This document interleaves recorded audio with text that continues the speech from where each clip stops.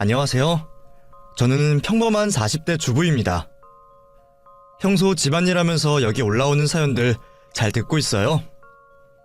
오늘은 고민 끝에 제 이야기를 털어놓고 싶어서 이렇게 컴퓨터를 켰습니다.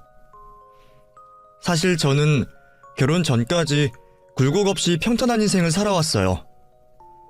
공무원인 부모님 밑에서 외동딸로 태어나 큰 우여곡절 없이 자랐죠. 대학 입시를 망쳐서 재수를 했던 게 그나마 인생의 난관이라면 난관이었으니 말 다 했죠. 그런 평탄한 제 인생에 먹구름이 낀 건 결혼하고 처음 시가에 갔을 때였어요. 저희 남편은 고등학교에서 교편을 잡고 있는 선생님인데요. 저와는 맞선으로 만나 결혼했죠. 별다른 연애 기간도 없이 바로 식을 올렸기 때문에 사실 시가 식구들이 어떤 사람들인지도 잘 몰랐어요. 친구들에게 시집살이에 대한 무서운 얘기를 하도 많이 들어서 시가에 들어서기 전부터 얼어 있었던 게 기억이 나네요. 제가 잔뜩 긴장한 걸 눈치챈 걸까요? 시아버지는 따뜻한 미소로 저를 환대해줬어요. 드디어 우리 집안에도 둘째 며느리가 들어왔구나. 앞으로 잘해보자. 네, 잘 부탁드려요, 아버님. 오느라 힘들었을 텐데 어서 앉거라. 시아버지를 따라 집 안으로 들어가자 거실에 있던 아주버님 부부와 시누이가 저를 맞이해줬어요. 꾸벅 고개를 숙이고 여기저기 인사하고 나니 시어머니가 보이지 않았죠. 곧 남편도 그 사실을 눈치채고 시아버지에게 아버지, 어머니는요? 하고 물었습니다.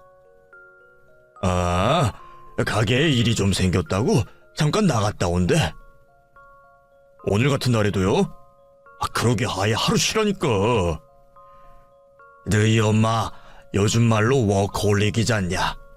니네 신혼여행 끝나고 처음 인사 오는 날이니까 쉬라고 해도 말을 들어야지. 이미 선볼 때부터 알고 있던 사실인데 시어머니는 남편이 사는 지역에서 유명한 맛집의 사장님이었어요. 작은 포장마차에서 시작한 국수집이 입소문 하나로 성공해서 가게가 3층짜리 건물로 탈바꿈했을 정도였죠. 저도 한 번 가서 먹어본 적이 있는데 진짜 맛있더라고요. 연매출만 억소리가 난다는데 그럴만하다 싶었죠. 그럼 저녁은 어머니 오면 같이 먹어야겠어요.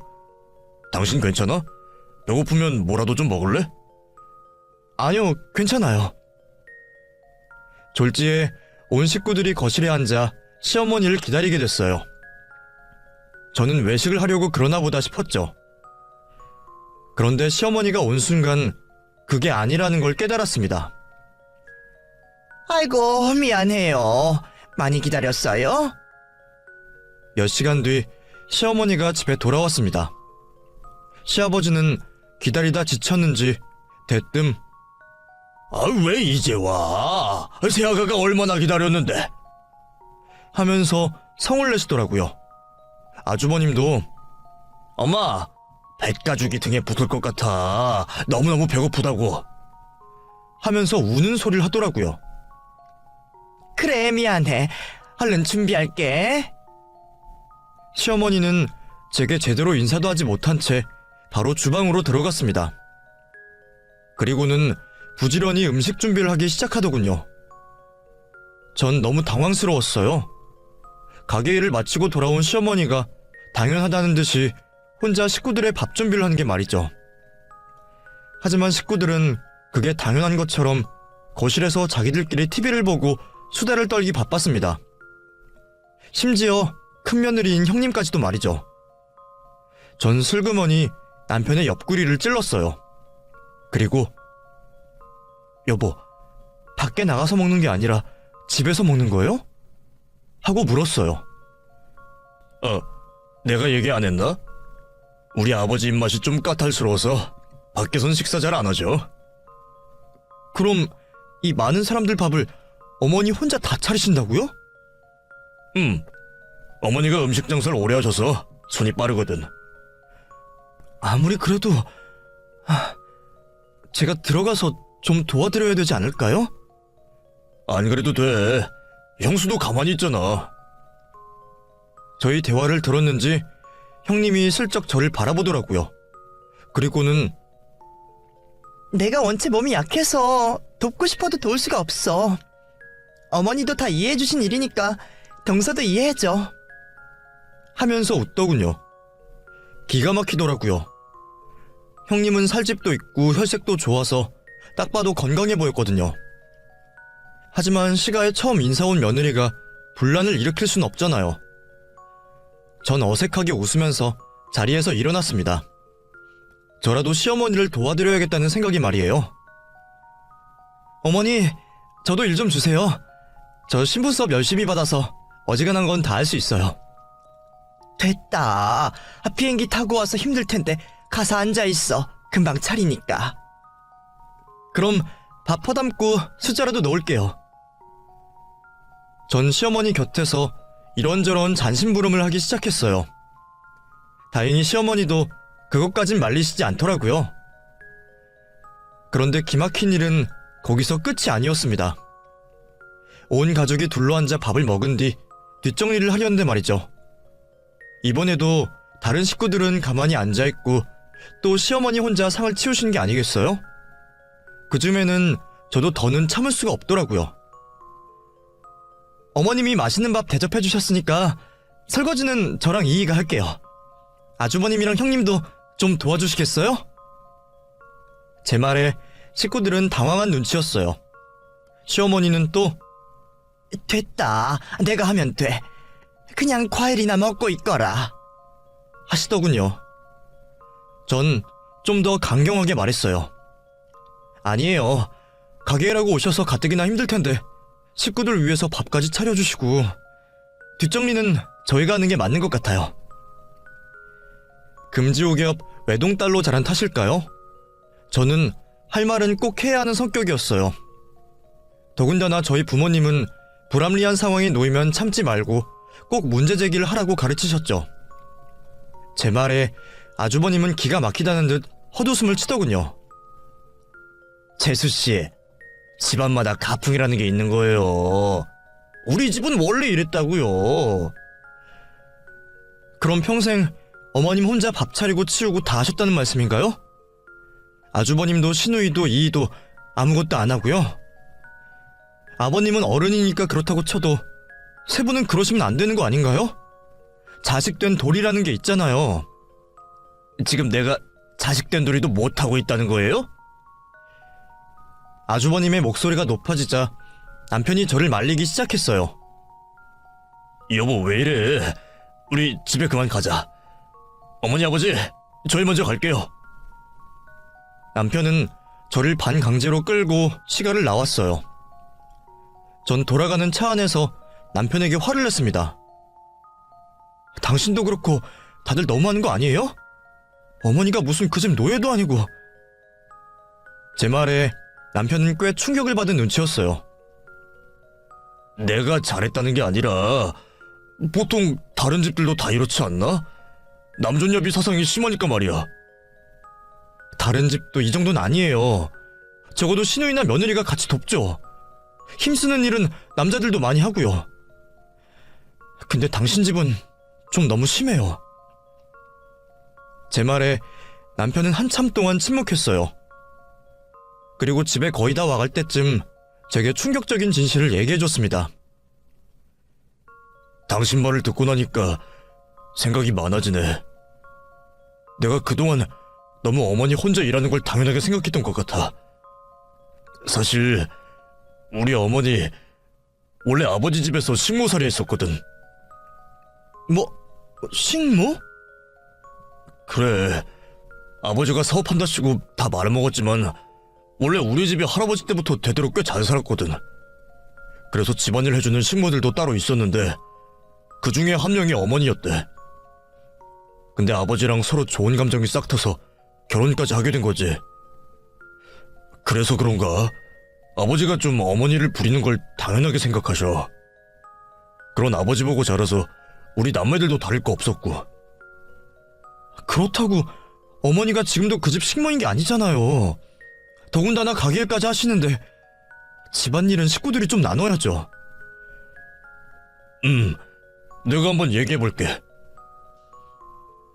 하지만 이미 결혼해서 독립한 남편의 말은 별다른 힘이 없었어요. 여전히 시가에 가면 집안일은 시어머니 혼자 하고 계셨고요. 같이 사는 시누이와 시아버지는 놀고 먹기 바빴죠. 게다가 더 화나는 일은 거기서 끝이 아니었습니다. 알고 보니 시아버지는 일평생 한량처럼 살면서 손에 물 한 방울 묻힌 적 없는 삶을 살아오셨더라고요. 사업한답시고 나섰다가 집안 재산을 다 말아먹은 뒤로 팽팽 놀기만 했더군요. 시어머니가 음식 장사를 해서 집안을 다시 일으켰는데도 고맙다는 말 한마디 한 적이 없었어요. 물론 가게 일을 도와준 적도 한 번도 없고요. 내가 애 셋을 낳고도 바로 다음날이면 벌떡 일어나서 가게로 나와 일을 했어. 덕분에 체력 하나는 아주 자신 있다. 그렇게 말하면서 웃는 시어머니를 보는데 정말 제 가슴이 다 아리더군요. 자식들도 별다를 게 없었습니다. 충격적이게도 아주버님도 시누이도 변변한 직업이 없었어요. 전부 시어머니가 벌어오는 수입만으로 살고 있는 거였죠. 결혼 안 한 시누이야 그렇다 쳐도 결혼해서 따로 살림까지 차린 아주버님도 여전히 시어머니에게 생활비를 받아 쓰고 있다니 기가 막혔습니다. 고작 갓 시집온 둘째 며느리일 뿐인 제가 할 수 있는 건 많지 않았어요. 그저 틈날 때마다 시가에 들러 시어머니 일을 거드는 정도였죠. 처음엔 어색하고 불편해하던 시어머니도 이내 제게 마음의 문을 여셨습니다. 내가 복이라곤 지지리도 없다고 생각했는데 며느리 복은 좀 있었나 보다. 어디서 이렇게 천사같이 예쁘고 착한 며느리가 왔는지. 그런 말 마세요, 어머니. 더 자주 찾아뵙지 못해서 죄송해요. 아이고, 여기서 뭐 얼마나 더 자주 오려고. 됐다. 그럴 시간에 집에 가서 찬영이랑 애나 만들어. 어머니, 무슨 그런 나쁘끄러운 말씀을 하세요. 손주만 생겨봐라. 내가 그동안 국수 장사해서 모은 돈으로 건물도 사고 땅도 사고 많이 모아놨어. 그거 다 물려주마. 당시 먼저 결혼한 아주머님네도 아직 아이가 없는 상황이었어요. 그래서 시부모님은 손꼽아 손주를 기다리고 있었죠. 저도 늘 가게일 하랴 집안일 하랴 바쁜 시어머니에게 손주를 안겨드리고 싶었습니다. 그 바람 덕일까요? 결혼하고 2년 정도 지났을 무렵 제게 아기 천사가 찾아왔습니다. 남편과 저를 반씩 닮은 잘생긴 아들이었어요. 그리고 이듬해엔 예쁜 공주님도 낳을 수 있었죠. 시어머니가 얼마나 좋아하셨는지 몰라요. 따로 산후조리원은 물론 베이비시터까지 구해주실 정도였네요. 덕분에 전 지옥 같은 육아를 나름 잘 해낼 수 있었답니다. 그러던 어느 날이었어요. 곧 시어머니 생일이라서 아이들이 유치원에 간 사이 백화점으로 쇼핑을 하러 갔죠. 시어머니에게 뭘 사드리면 좋을까 고민하고 있는데 여성복 매장 쪽에 익숙한 인형이 보였어요. 다름 아닌 시아버지였죠. 점원은 시아버지에게 이런저런 신상옷들을 소개하고 있었어요.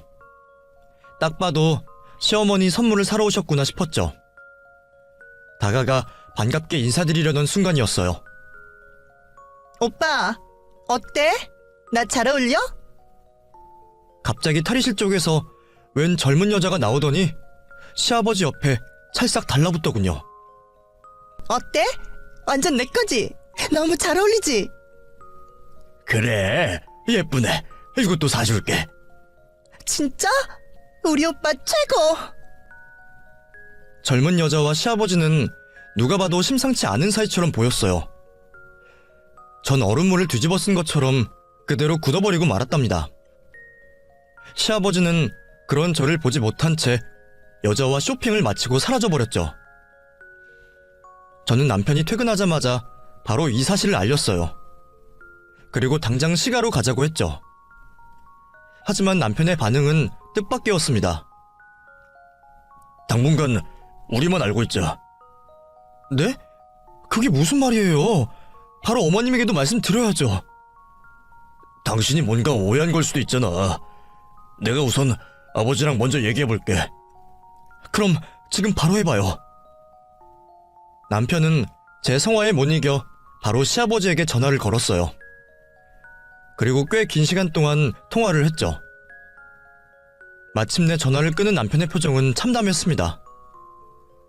왜요? 아버님이 뭐래요? 당신이 봤다는 그 여자랑 그렇고 그런 사이가 맞는 것 같아. 어머니랑 이혼하고 싶다네. 네? 이혼이요? 전 너무 놀라고 말았어요. 시어머니와 이별까지 생각할 정도로 진지한 관계일 거라고는 생각하지 못했거든요. 어차피 우리한테 들킨 거 바로 어머니한테 얘기하신다네. 네? 지금 바로요? 안 되겠어요. 우리도 시가로 가요, 여보. 전 남편을 끌고 바로 시가로 향했습니다. 하지만 시가에 도착했을 때 이미 시어머니는 없었어요. 아버지, 어머니는요? 진짜 얘기하신 거예요? 그래, 얘기했다. 임자가 충격을 많이 받은 것 같아. 혼자서 생각 좀 하고 싶다더니 나가버렸어. 담배를 뻑뻑 피우던 시아버지는 문득 저를 향해 입을 열었습니다. 그리고 새아가, 아무리 부부 사이라고 해도 시아버지 일은 시아버지에게 먼저 상의해야 하지 않겠니? 좀 당황스럽더구나. 앞으로 경거망동하지 말고 조심 좀 하거라.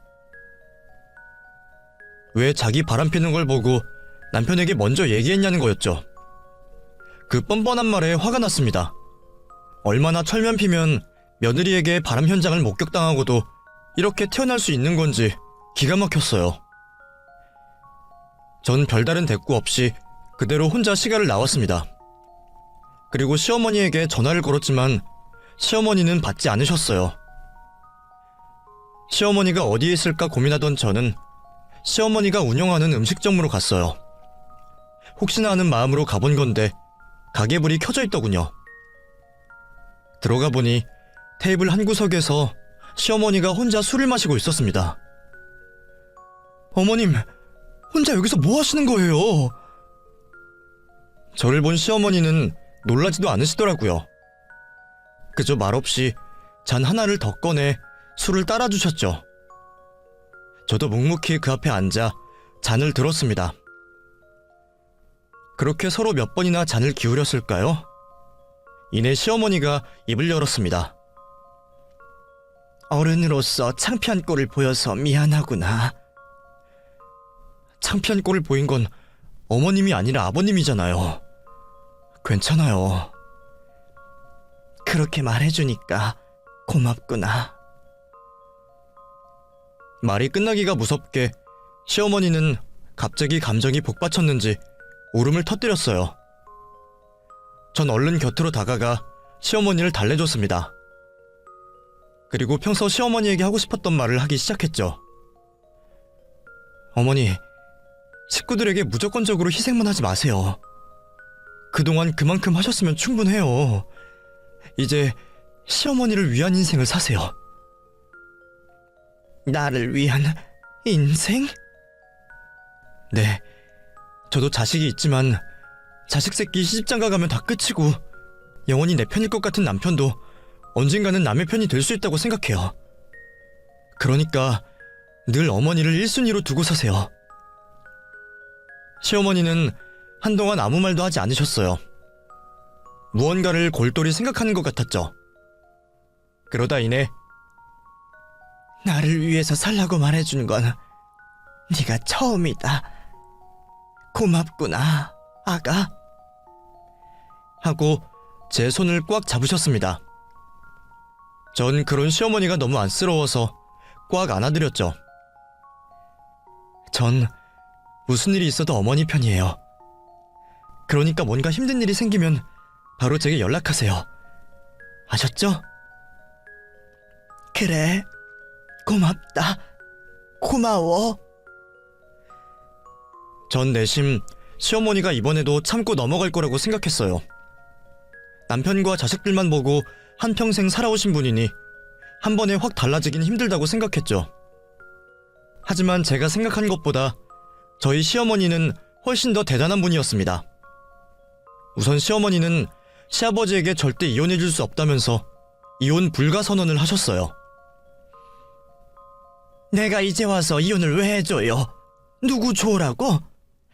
좋은 말로 할 때 그 여자 정리하고 돌아와서 애들 아빠 자리라도 지켜요. 전 몰랐는데 유책 사유가 있는 배우자는 이혼 소송을 할 수가 없다고 하더라고요. 해도 대부분 기각되고요. 시아버지는 계속해서 이혼해달라고 요구했지만 시어머니는 꿈쩍도 하지 않았고요. 결국 시아버지는 그대로 집을 나가버렸습니다.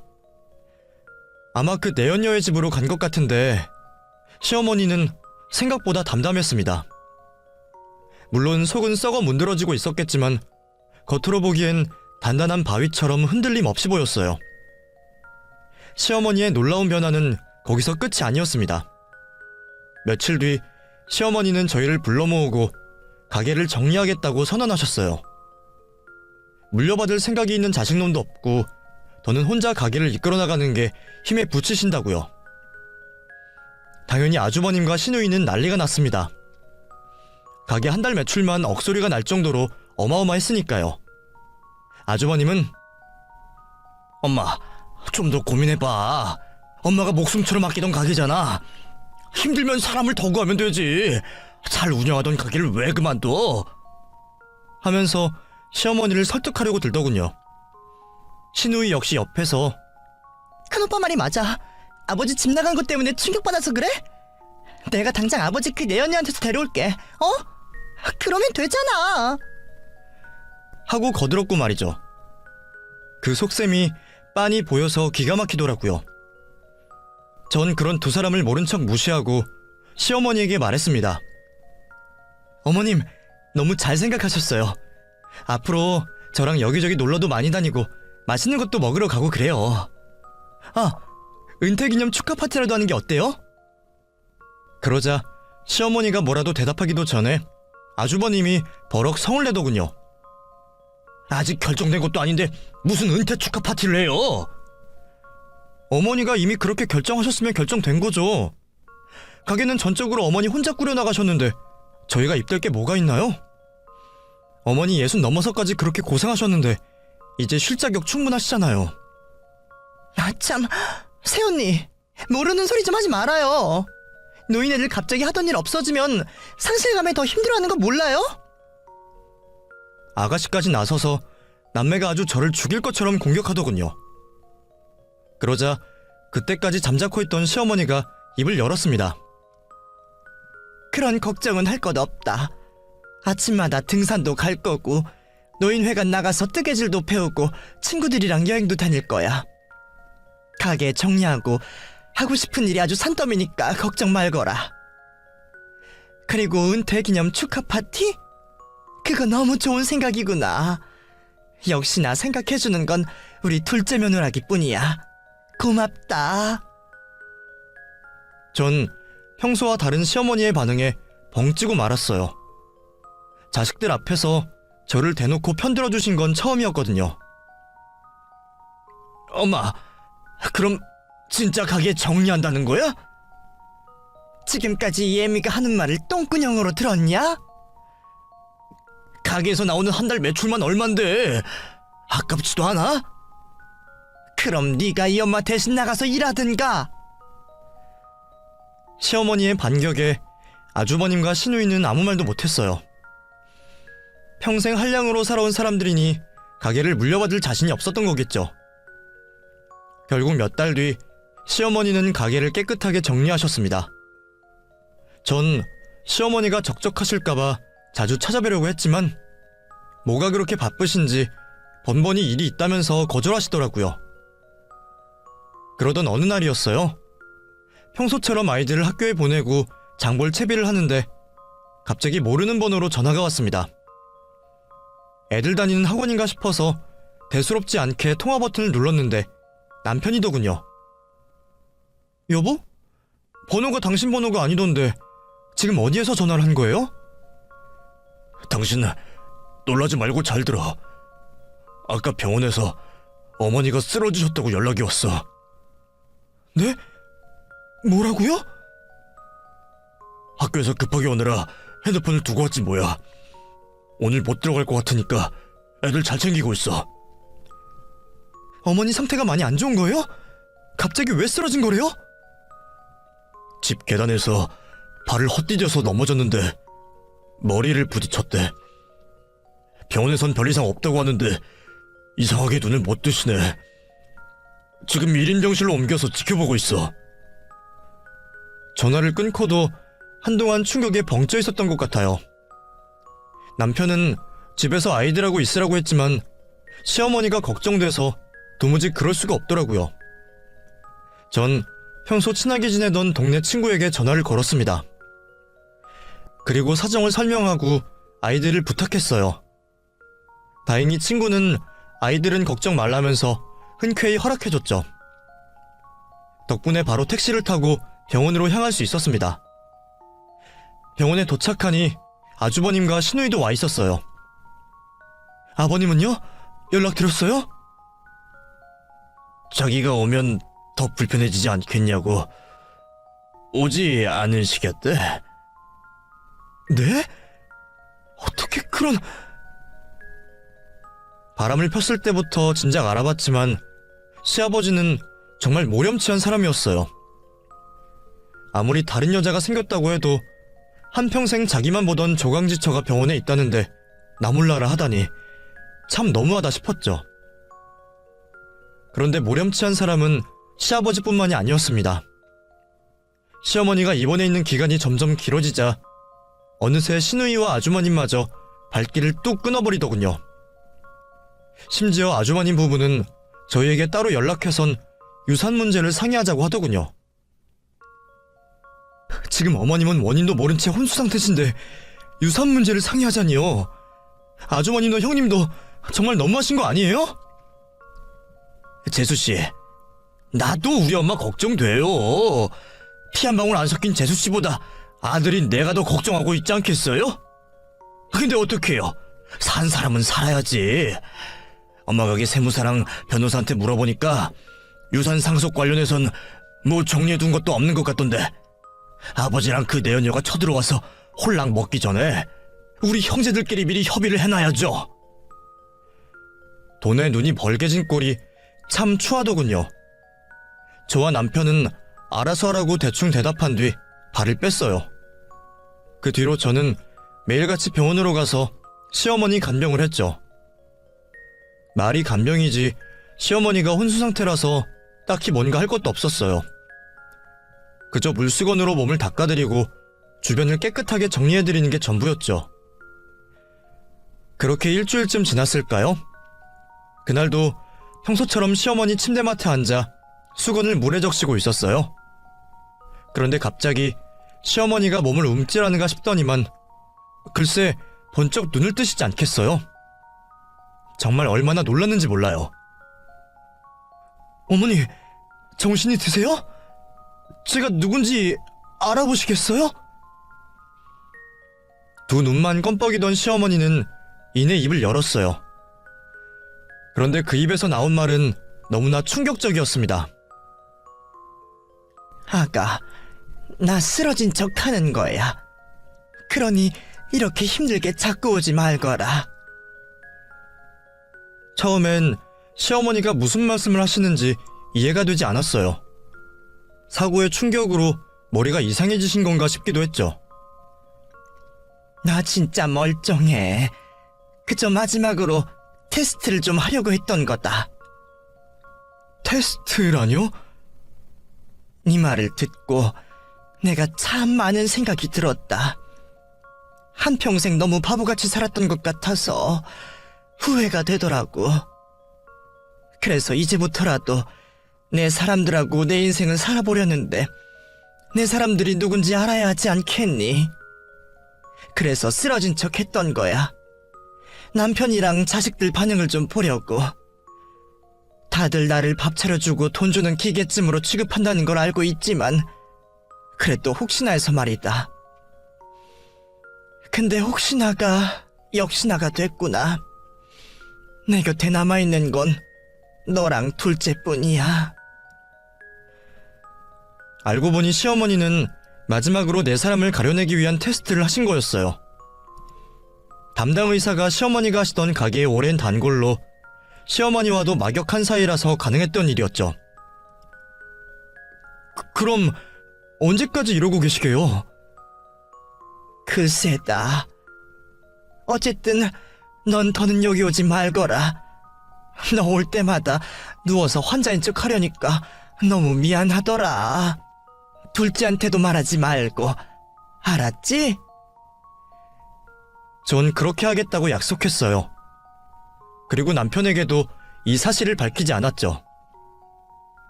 그리고 그렇게 몇 주가 지났을까요? 시어머니가 다시 저를 부르셨습니다. 그리고는 가족들을 한자리에 불러 모아달라고 하더군요. 그 주 주말 시누이와 아주머님 부부 그리고 바람난 시아버지에게까지 연락을 했어요. 시어머니 일로 할 말이 있다고 하자 모두들 두말 않고 모이더군요. 다들 병원 침대에 멀쩡하게 앉아있는 시어머니를 보고 얼마나 놀랐는지 몰라요. 엄마, 언제 깨어난 거야? 난 이대로 엄마 죽는 줄 알고 얼마나 놀랐는데. 맞아, 이제 괜찮은 거야? 아주머님과 시누이는 가증스럽게도 얼른 시어머니 곁으로 다가가 억지 눈물을 짜내더군요. 그 꼴을 보고 있자니 정말 역겨웠어요. 생판 남인 제가 그 정도였으니 시어머니는 오죽했겠어요? 내가 괜찮든 괜찮지 않든 너희들은 더는 신경 쓸 거 없다. 오늘부로 너희들은 내 자식 아니니까. 시어머니는 단호하게 자식들을 밀어냈어요. 그게 무슨 말이야, 엄마? 내가 쓰러져 있는 동안 유산이 어쩌고 저쩌고 아주 잘들 싸우더구나. 이 애미가 죽길 바랐을 텐데 아쉬워서 어떡하니? 무슨 말을 그렇게 해?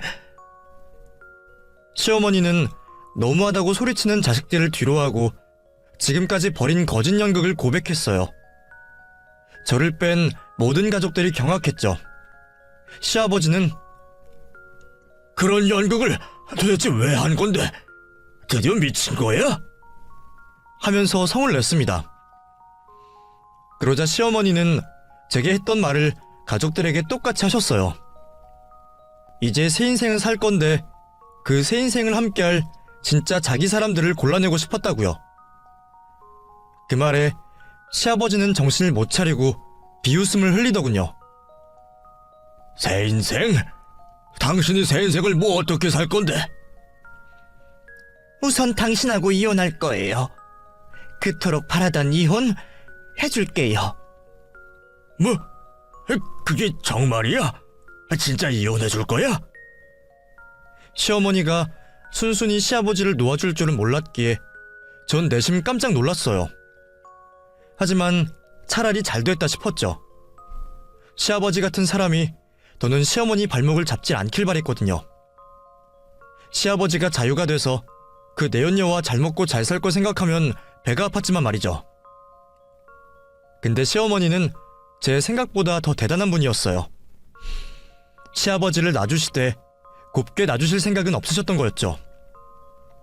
대신 위자료는 톡톡히 받아낼 거니까 그렇게 알아요.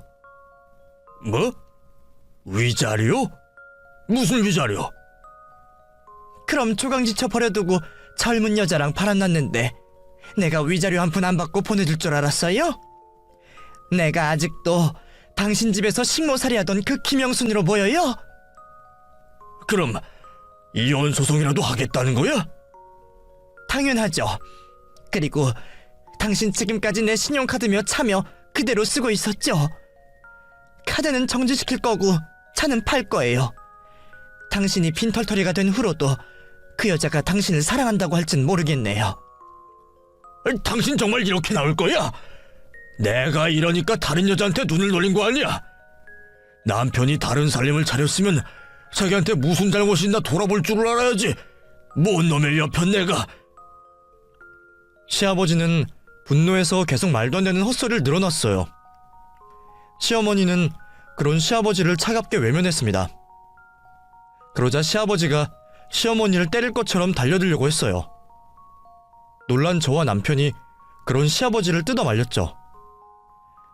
소란이 일자 간호사들이 병실 안으로 들어와 무슨 일 있냐고 묻더군요. 다들 아무 말도 못하는데 시어머니는 달랐어요. 초대받지 않은 문병객이 왔는데 청경 불러서 좀 쫓아주시겠어요? 이혼 소송 중인 전 남편인데 저를 막 때리려고 하네요. 뭐야? 시어머니의 똑 부러지는 말에 시아버지는 뒤로 넘어갈 것처럼 흥분했어요. 또다시 시어머니에게 달려들려고 했고 결국 병원 청경들에게 끌려나가고 말았죠. 병실 안이 다시 조용해지자 시어머니는 다시 입을 열었습니다. 이번엔 시누이와 아주머님 차례였어요. 그리고 내 재산은 전부 사회단체에 기부할 거다. 너희들한테 물려줄 유산은 한 푼도 없으니까 각자 도생해. 지금 살고 있는 집도 팔고 실버타운 들어갈 거니까 그것도 알아두고. 30 넘어서까지 입혀주고 먹여주고 했으면 부모된 도리는 충분히 다 했다고 본다. 평생 시어머니 등골만 빨아온 시누이와 아주머님에겐 청천벽력 같은 소식이었겠죠. 엄마, 그게 갑자기 무슨 말이야? 나 한 집안 가장인데 당장 수입이 없으면 어떡하라고? 나도 큰일 나, 엄마. 아직 취업도 못했는데 너무한 거 아니야? 니들이 취업할 생각이 있기는 해? 허구한 날 입으로만 취업한다 그랬지. 이력서 한번 써본 적이 없잖아.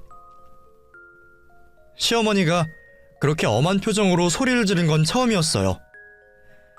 아주버님과 시누이도 깜짝 놀랐는지 아무 말도 하지 못하더군요.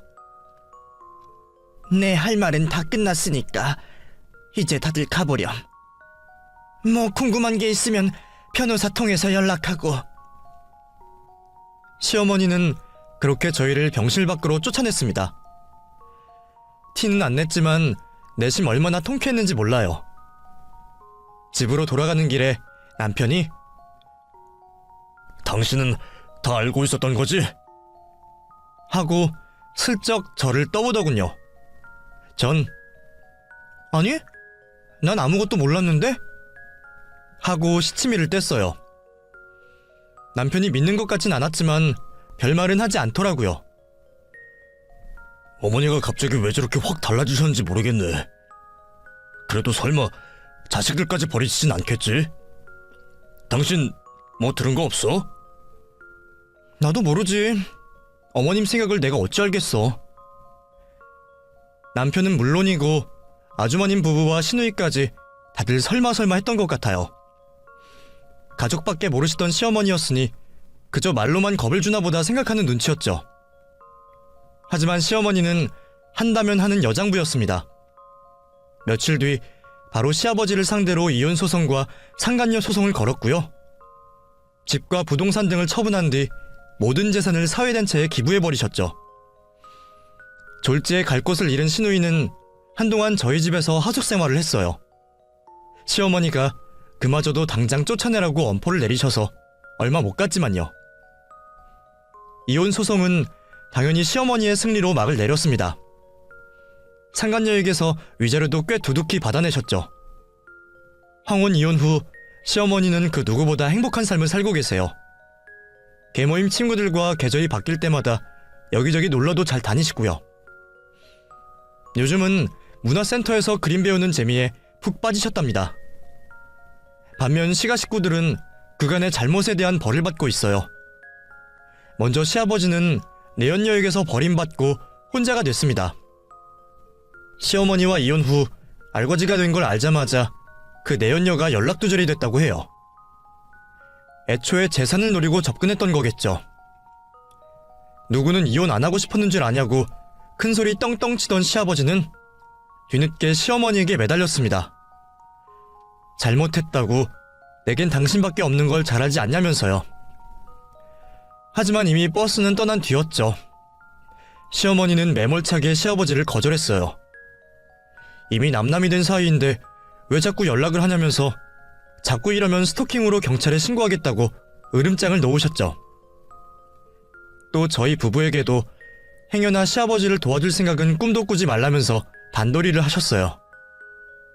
덕분에 늘 일일이 만보 한량처럼 살던 시아버지는 뒤늦게 일을 시작하셨습니다.